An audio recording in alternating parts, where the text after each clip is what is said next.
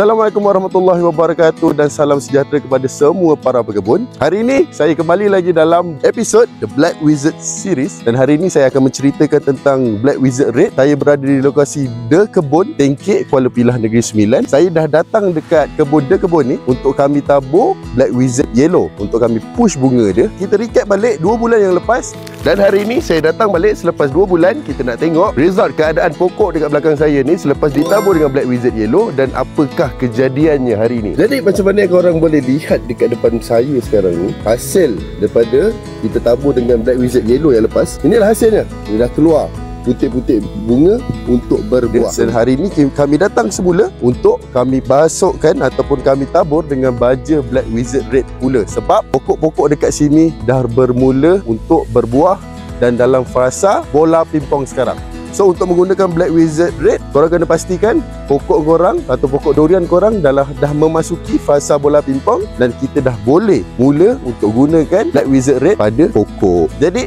hari ini saya nak tunjukkan kepada korang semua cara macam mana tabur Black Wizard Red pada pokok durian yang ada dekat belakang saya. Kita akan gunakan sebanyak 2 kg Black Wizard Red untuk satu pokok. So dekat mana kita nak tabur Black Wizard Red pada pokok ni? Jadi kita akan ambil pada hujung kanopi ataupun luar kanopi pokok. Jadi satu gayung ni 1 kilo, kita akan tabur 2 kilo.